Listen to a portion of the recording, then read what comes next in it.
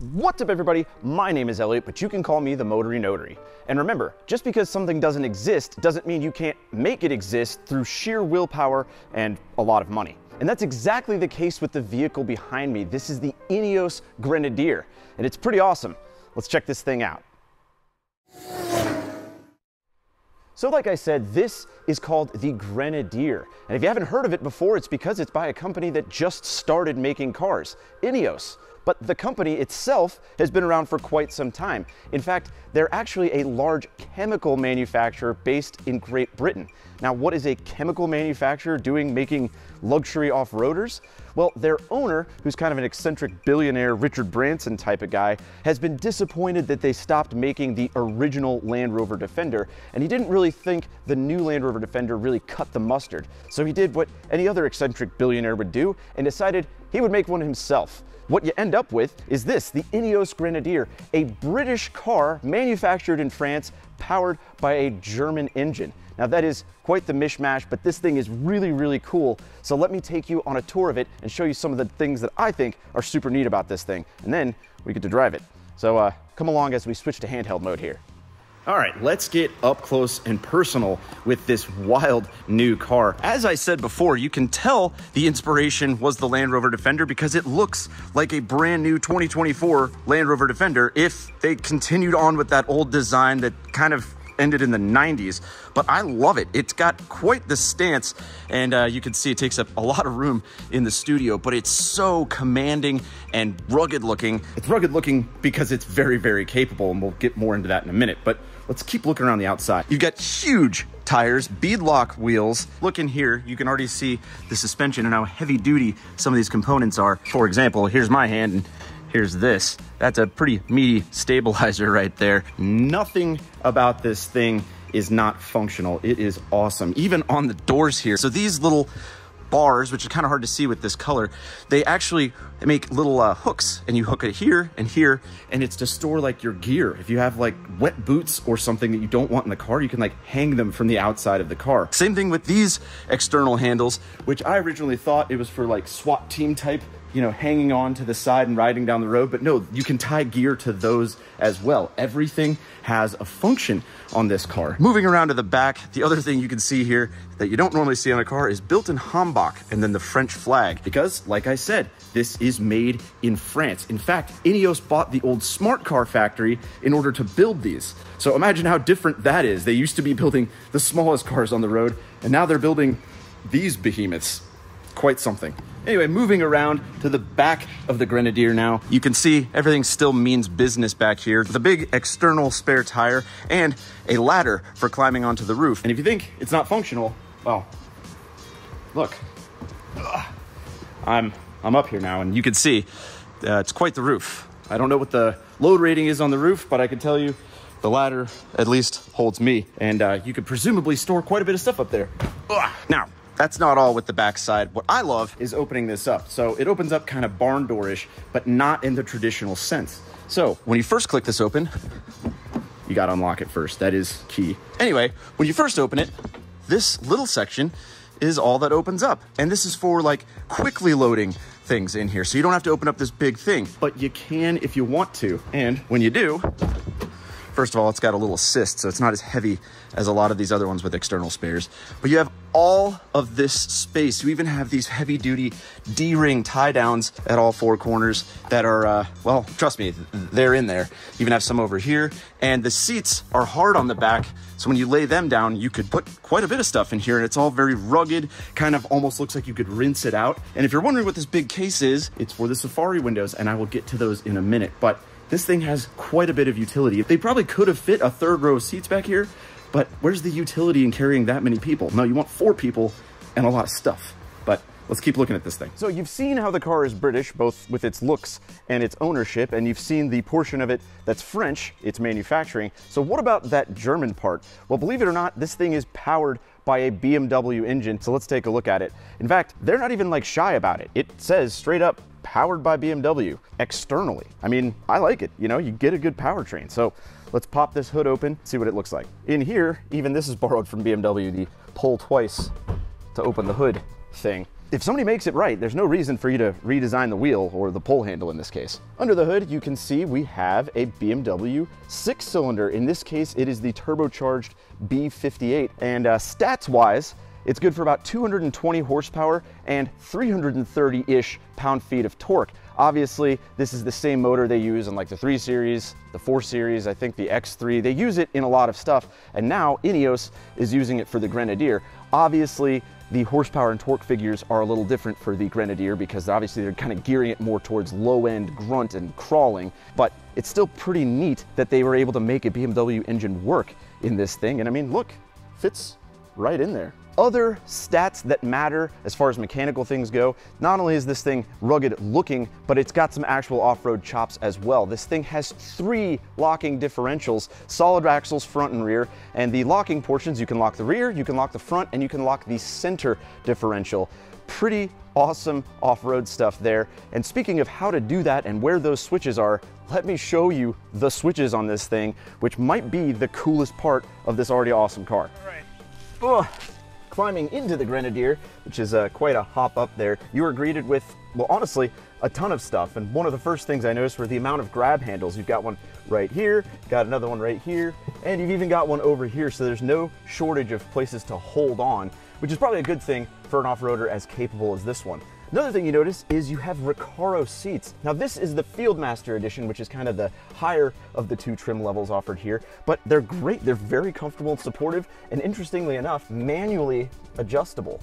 Something you just don't see very much. Moving on, speaking of things to grab onto and touch, this entire center stack is one of the coolest things I've seen in the automotive industry in a long time. You've got all of these switches that feel so good to touch and twist and turn, and they've even got like guards and cool stuff on them. It's very aircraft inspired, and I can see how getting into this thing and flicking a few of these up top would make you feel like you're firing up a helicopter or something. It's so cool, so rugged, and so off-roady. And speaking of the switches up top, they're configurable. So what you can do is hook up, you know, external lights or a winch or something else and configure them to these switches. And like I said, I could just flick these things all day. They feel really good. There's also a lot of off-road controls up here. For example, you have your off-road mode, which this thing I feel like is constantly in off-road mode, but it's got a waiting mode. This is also where you lock your front and rear differentials, but it's also where you activate your downhill descent control, and for some reason your lane keeping. You know, you want to do that up here. Interesting. Speaking of up here though, now we have an explanation for the bag in the back. This particular package comes with what's called Safari windows, and they're cool. They're like 2 individual skylights, and you can open them up like so, and it's kind of like a vent mode, or you can press this up here and do one of these, lift it, and next thing you know, the whole panel comes out, and you have sort of an open air driving experience. And the bag is to put these glass panels in so you don't damage them with rocks and stuff or whatever you're hauling. But that's pretty cool. Honestly, I love this feature, and it's a cool way to get an open air driving experience without like that Jeep Wrangler thing where you have to take 30 minutes to put the top up and down. Safari windows are the way of the future. Definitely don't want to forget those if you go through a car wash in one of these though, probably. Oof. All right, now, while I could show you most of the interior from the passenger side, there's a few things that I simply cannot show you that are too cool not to mention that I have to show you from the driver's side. First and foremost, when you go to start this thing, you notice something about the key.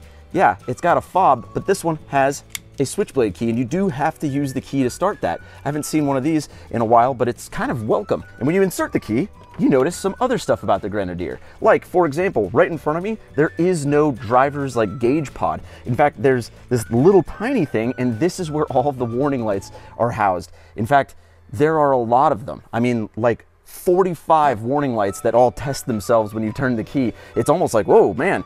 But then you kind of realize, hey, having a no gauge pod is actually kind of nice. There's great forward visibility, and everything you need to know, including speed, fuel, temp, all that stuff is actually on the center infotainment screen, which is fine. Tesla does that. There's no reason it can't be done in an off-roader such as this. From the driver's seat, you also notice the shifter. Now, it's a BMW B58 engine, and naturally it comes with the shifter directly out of every new BMW, which is Very not off-roader-y, but it makes sense. If you get your engine and transmission from BMW, it makes sense that it probably comes with the shifter as well. But my absolute favorite thing that you can only tell from the driver's side is this button on the steering wheel, and it's red, so it kind of draws your attention to it. Like, what is that, some sort of crazy off-road mode?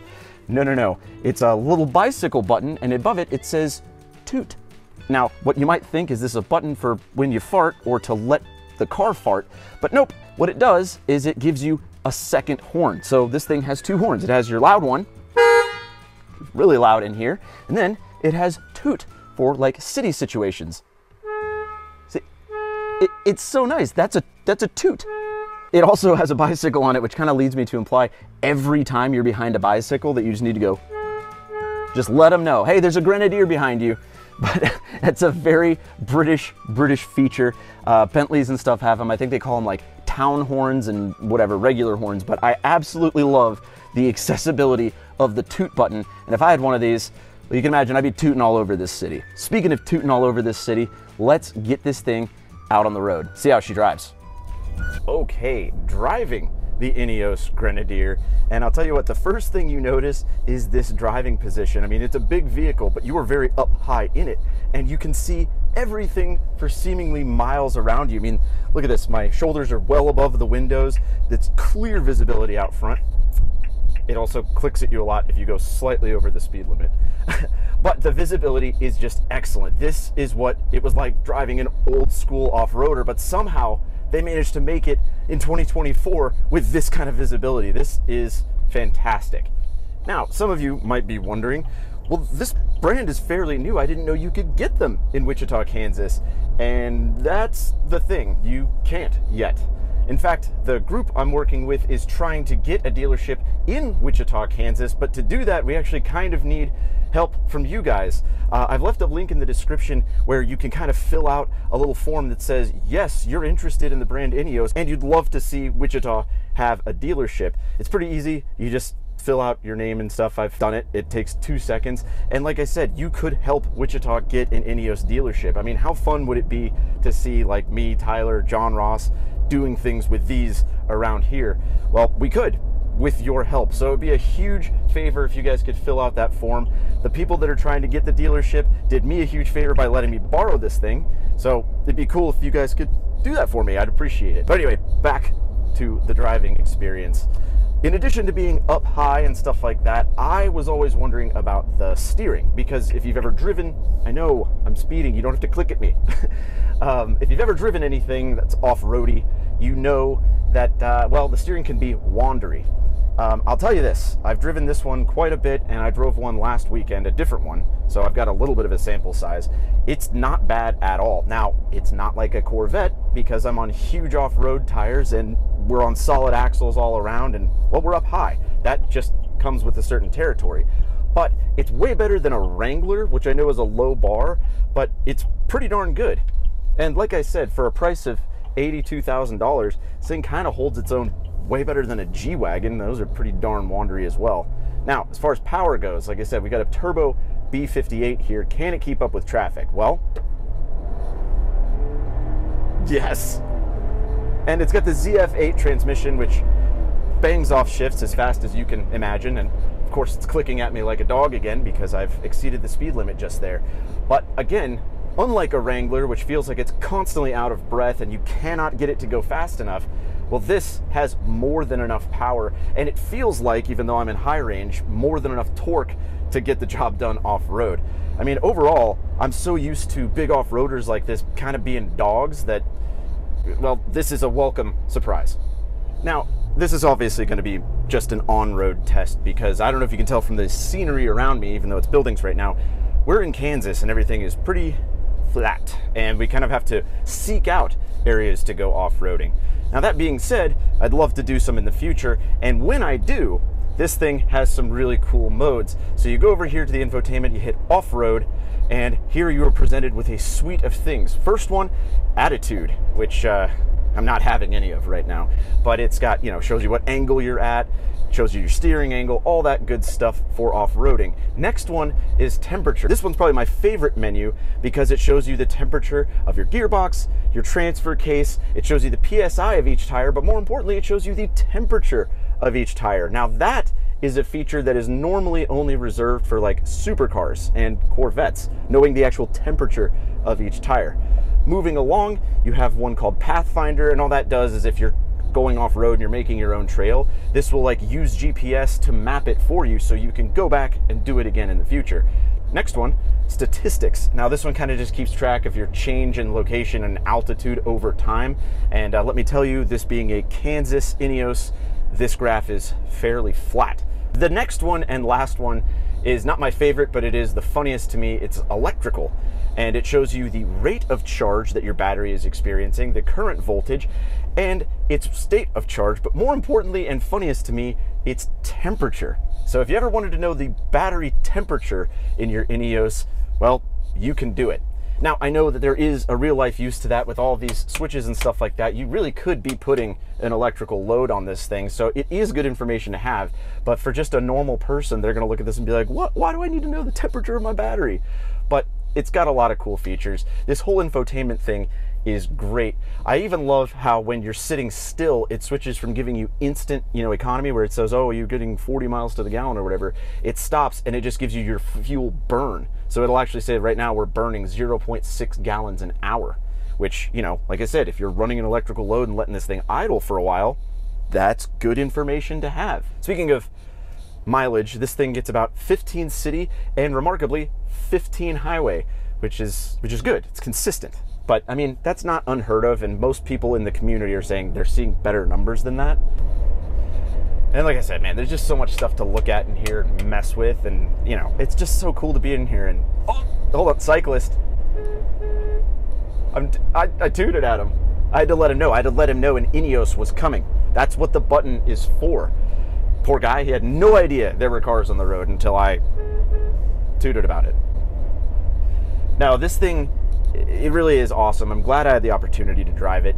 The seats are supportive with this visibility, cruise control, and all that stuff. I imagine this thing would eat up highway miles like nobody's business. So it really is kind of the jack of all trades. You've got this, crazy B58 that really surprises you with an off-roader. It's comfortable, it's capable, and it's good to look at. And like I said, it gets a ton of attention.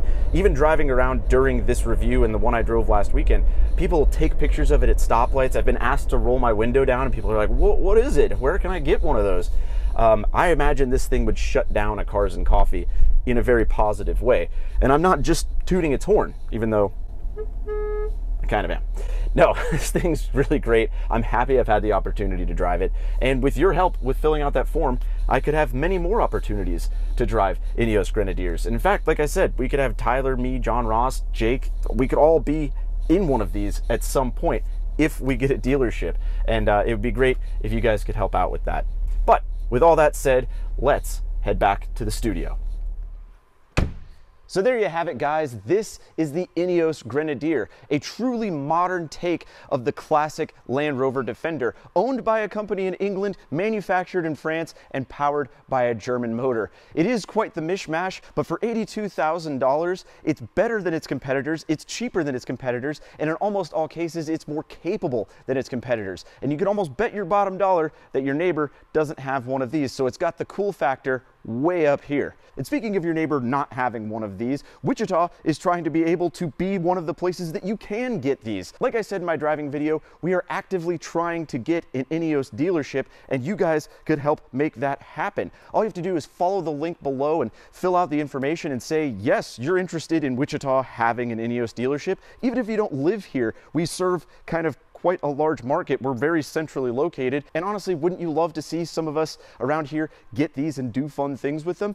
You guys can help make it happen, so please follow that link below. The guys that are trying to get the dealership were very courteous in letting me borrow this Grenadier, so it would be a huge favor if we could get a few of those forms filled out. But anyway, thank you guys for watching. This has been a ton of fun. Be sure to follow me on my various social medias. It's certainly on Instagram, where I've posted various previews of this very special car. Be sure to follow me on Facebook. Join my Facebook group. It's a fun place to share memes and make fun of me for various things. And other than that, I will see you all on the next video.